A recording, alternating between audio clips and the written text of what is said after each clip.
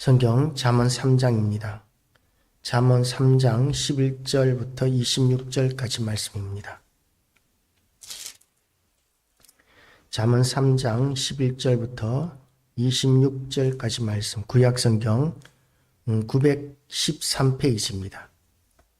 913페이지, 구약성경 913페이지, 잠언 3장 11절부터 26절까지 말씀을 같이 읽겠습니다. 시작.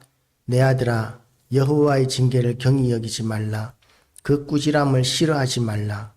대저 여호와께서 그 사랑하시는 자를 징계하시기를 마치 아비가 그 기뻐하는 아들을 징계함 같이 하시느니라. 지혜를 얻은 자와 명철을 얻은 자는 복이 있나니 이는 지혜를 얻는 것이 은을 얻는 것보다 낫고 그 이익이 정금보다 나음이니라. 지혜는 진주보다 귀하니 내가 사모하는 모든 것으로도 이에 비교할 수 없도다. 그의 오른손에는 장수가 있고 그의 왼손에는 부귀가 있나니 그 길은 즐거운 길이요 그의 지름길은 다 평강이니라. 지혜는 그 얻은 자에게 생명나무라. 지혜를 가진 자는 복되도다. 여호와께서는 지혜로 땅의 털을 놓으셨으며 명철로 하늘을 견고히 세우셨고 그의 지식으로 깊은 바다를 갈라지게 하셨으며 공중에서 이슬이 내리게 하셨느니라. 내 아들아, 완전한 지혜와 근신을 지키고 이것들이 내 눈앞에서 떠나지 말게 하라. 그리하면 그것이 내 영혼의 생명이 되며 내 목의 장식이 되리니 내가 내 길을 평안히 행하겠고 내 발이 거치지 아니하겠으며 내가 누울 때에 두려워하지 아니하겠고 내가 누운즉 내 잠이 달리로다. 너는 갑작스러운 두려움도 악인에게 닥치는 멸망도 두려워하지 말라. 대저 여호와는 내가 의지할 이시니라. 내 발을 지켜 걸리지 않게 하시리라. 아멘. 기도하시겠습니다. 하나님 아버지, 오늘도 하나님의 은혜 가운데 우리가 하루를 시작합니다. 전능하신 하나님 아버지, 참으로 우리에게 오늘도 귀한 날을 허락하여 주시고 오늘도 우리 모든 성도들을 일일이 하나님께서 신방하셔서 붙들어 주시고 권면하시고 위로하시고 힘을 더하여 주시고 또한 하나님의 영광을 덮으셔서 우리 성도들이 어디를 가서 무엇을 하든지 하나님의 영광이 나타남으로 말미암아 존귀히 여김을 받게 하여 주시옵시고 또한 그 때문에 많은 사람들이 하나님 존전으로 돌아오는 역사가 오늘도 있게 하여 주시옵소서. 하나님께서 또한 우리 이 모든 예배 가운데 임재하셔서 이 예배를 통하여 우리 이 선포되어지는 이 말씀을 온 많은 사람들이 듣게 하여 주시고 구원 얻게 하여 주시고 하나님 앞에 돌아오는 역사가 있게 하여 주시옵소서. 전능하신 하나님 아버지, 오늘도 하나님 홀로 영광 받으시기를 원하오며 예수 그리스도 이름으로 기도드리옵나이다. 아멘. 하나님께서 우리에게 주신 지혜에 대한 이 세상을 살아가는 데 있어서 우리 인생에 무엇이 지침석이 될 것인가, 무엇이 우리의 기준이 될 것인가에 대한, 어떻게 하면 지혜롭게 이 세상을 살 것인가에 대한 그런 이야기를 시편을 통해서 계속하고 있습니다. 우리가 이 악한 세상을 살아가는 데 있어서 시험, 환난, 고난들을 피하기 위해서도 지혜가 필요하고 또한 그런 고난이 닥쳤을 때에, 그런 시련이 닥쳤을 때에 그 시련들을 극복하고 빨리 벗어나기 위해서도 우리에게는 지혜가 필요하고 이 악한 세상 가운데서 우리가 무사히 생존하기 위해서도 우리는 지혜가 필요합니다. 그리고 지혜가 있는 사람들은 많은 것들을 누릴 수 있습니다. 지금도 보면 지혜 있는 사람들이 이렇게 세상의 지도자가 되는 경우들이 많이 있습니다. 우리가 그런 지혜 있는 사람들의 위치에 올라가 보지 않았기 때문에 그 사람들을 무시할 뿐이지 사실상 세상의 지도층으로 있는 사람들, 국회의원이나 또는 장관이나 관료나 또는 교수나 이런 사람들을 보면 우리가 보기에는 그 사람들이 때로는 미련해 보이기도 하고 어리석어 보이기도 하고 답답해 보이기도 하지만 그러나 그들은 다른 일반인들보다도 훨씬 지혜롭기 때문에 그 자리까지 올라갈 수 있었습니다. 그래서 우리와 우리의 자녀들이 이 땅을 살아가는 데 있어서도 성공적인 인생이 되기 위하여 이 땅에서 누릴 수 있는 좋은 것들을 누리기 위해서도 우리에게는 지혜가 필요하고 그리고 영생의 나라에 들어가기 위하여 하나님의 백성으로 이 땅을 살기 위해서는 하나님 나라에 속한 자로서 이 땅에 살기 위해서는 세상의 지혜보다도 차원이 다른 더 높은 수준의 그런 지혜가 필요합니다. 세상의 지혜를 초월하는 지혜, 그런 지혜가 저와 여러분에게 풍성히 임하게 되시기를 주님의 이름으로 축복합니다. 하나님께서는 우리가 하나님을 벗어나고 하나님 앞에서 범죄하게 될 때에 그냥 내버려 두시는 분이 아니시고 11절 말씀을 보면 이렇게 하십니다. 여호와 내 아들아 여호와의 징계를 경히 여기지 말라. 징계하시는 하나님이시다라는 것이죠. 하나님은 우리가 하나님의 뜻대로 살지 않거나 죄에 빠지게 되거나 이렇게 되면 징계하시는 하나님이십니다. 목자가 양을 치는데 양 한 마리가 계속해서 그 무리를 떠나서 위험한 곳으로 습관적으로 계속하는데 아무리 길을 들여도 그 습관이 그 버릇이 벗어지지 않으면 그러면 목자는 어떻게 하느냐 하면 그 양의 다리를 부러뜨려 버립니다. 그리고는 그 양을 어깨에다 메고 어디 다닐 때는 어깨에다 메고 다니는 거예요. 들판에서 이렇게 풀을 먹을 때는 그 풀이 있는 곳에 내려놓고 그리고 또한 어디 다닐 때는 어깨에 메고 그 양을 메고 이렇게 다니게 됩니다. 왜냐하면 목자는 그 양을 사랑하기 때문인 것이죠. 그냥 내버려 두면 맹수들에게 물어 뜯기고 잡아먹히고 죽임을 당하게 될 것이기 때문에 목자는 그것을 방지하기 위하여 양을 다리를 꺾어서라도 그렇게 혼자 탈선하지 못하도록 그렇게 붙들어 주기도 한다고 합니다. 우리 하나님은 그런 목자이십니다. 그런데 목자가 양을 사랑하는 것보다도 우리 하나님께서는 우리를 훨씬 더 너무나 많이 사랑하시는 우리의 아버지가 되어 주십니다.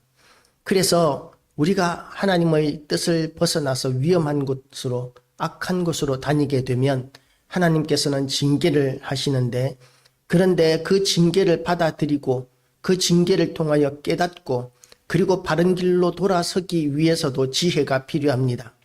미련한 자는 아무리 징계를 받아도 그 징계가 자기를 바로 세우기 위한 것이라는 그리고 그 징계가 하나님으로부터 온 것이라는 것을 깨닫지 못하고 우연히 이렇게 된 것이라고 여기고 또 어차피 그렇게 될 수밖에 없는 팔자로 여기는 그런 생각을 하게 됩니다. 미련한 생각입니다. 하나님께서는 우리에게 고난과 환난과 시련을 주실 때에 목적을 가지고 행하십니다. 아무런 이유 없이 우리에게 고난과 시련과 환난을 주시지 않으십니다.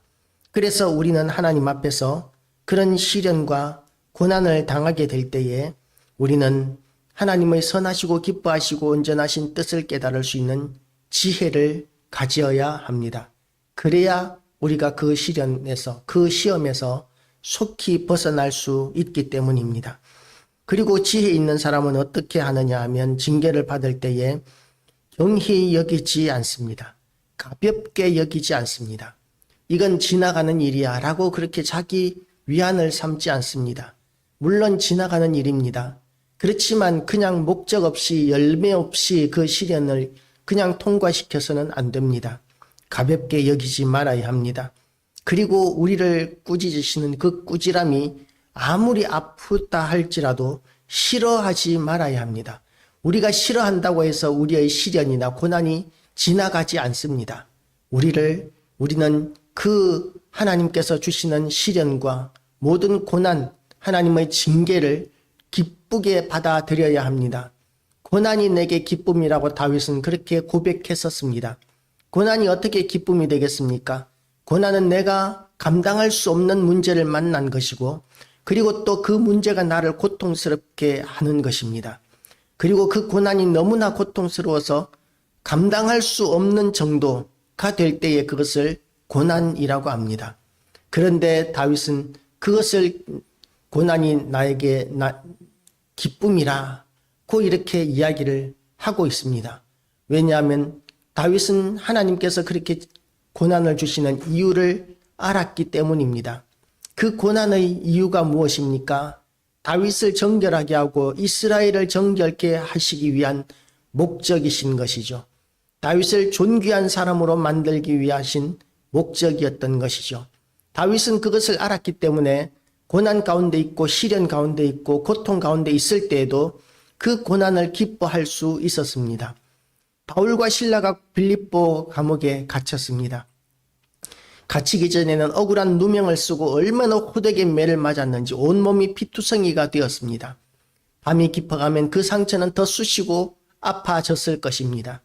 지하 감옥, 빛이 들어오지도 않는 그 지하 감옥, 그리고 그 감옥의 바닥은 지금처럼 시멘트로 평평하게 골라놓은 곳이 아니라 그냥 돌을 깎아서 구멍을 뚫어놓은 울퉁불퉁하고 곧고 불편하기 짝이 없는 바닥입니다. 우리가 캠핑을 가서라도 그 바닥이 고르지 않은, 조금만 고르지 않은 곳에서 잠을 자고 나면 그 다음날 아침 온몸이 다 쑤시고 아픈 것을 경험하게 되는데, 그런 감옥, 온몸이 피투성이가 되어 있는 감옥, 더군다나 몸을 누일 만한 곳도 없는 그런 캄캄한 감옥 가운데에서 바울과 실라는 밤이 깊어질 때에 하나님을 찬양했었습니다. 그랬을 때에 하나님께서 어떤 일을 하셨습니까? 빌립보 감옥문이 큰 지진이 일어나면서 다 풀리고 족쇄도 다 풀어지는 그런 놀라운 역사가 나타났었습니다. 그리고 그 간수장이 자살하려고 했을 때에 바울과 실라는 자살하지 말라고 이렇게 권면하고, 그리고 우리가 다 여기 있다라고 이렇게 이야기함으로 안심을 시킵니다. 그리고 어떻게 되었습니까? 그 간수장의 집안으로 말미암아 교회가 세워졌습니다. 바울과 신라가 매맞아서 피투성이가 된 그 몸으로 하나님을 찬양했을 때에 원망할 만하지 않습니까? 억울해할 만하지 않습니까?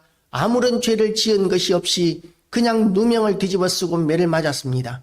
이유가 있다면 예수 그리스도를 증거하고 믿었던 것, 사명 감당했던 것 밖에는 없습니다. 그런데도 불구하고 그런 모진 매를 맞아서 피투성이가 되고 고통스러운 가운데 있을 때에 바울과 실라는 하나님을 찬양했었습니다. 우리도 그렇게 하나님을 찬양하게 되면 하나님께서 우리를 통하여 위대한 일을 해 주실 것입니다. 고난 가운데 있을 때, 시련 가운데 있을 때 더욱 하나님을 찬양하고 높이는 우리 모든 교회와 성도들 되시기를 축복합니다.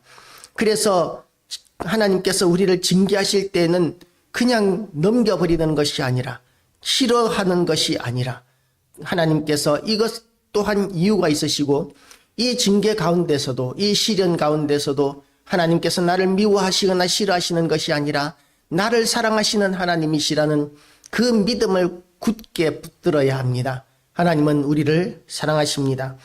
대저 여호와께서 그 사랑하시는 자를 기뻐하시기를 마치 아비가 그 기뻐하는 아들을 징계함 같이 하시느니라. 아들과 같이 여겨주신답니다. 세상의 아버지들이 다 위대하지만 하나님 아버지만큼 위대한 아버지는 없습니다.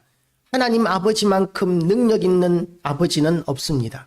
하나님께서는 우리 한 사람 한 사람을 그렇게 귀하게 여기시고 사랑하시기 때문에 우리가 마음대로 이 땅을 살도록 내버려 두실 수가 없는 것입니다. 능력 있는 아버지, 사랑이 많은 아버지는 그냥 자식을 방치하는 것이 아니라 잘못된 길로 갈 때에는 징계를 해서라도 바른 길로 가도록 그렇게 이끌어 주게 됩니다. 우리가 드라마 같은데 악한 드라마들을 보면 아버지도 악하고 자식도 악하면 자식이 마약이나 탈선이나 이런 것들을 행할 때 아버지는 그것에 대해서 크게 야단치지 않습니다. 혼내지 않습니다. 다만 자기의 악한 일을 통하여 얻는 이익에 더 관심이 많은 것이죠. 그런 아버지는 그야말로 악의 화신일 때 그렇게 되는 것이죠. 그런데 하나님 아버지는 선하신 분이십니다. 공의로우신 하나님, 거룩하신 하나님이십니다. 그분이 우리의 아버지처럼 우리의 아버지가 되어주시고 또한 아버지가 우리를 사랑하는 것 이상으로 우리를 사랑하셔서 우리를 이끌어주시는 하나님이십니다. 그래서 하나님께서 주시는 지혜를 우리도 붙들게 되시기를 축복합니다.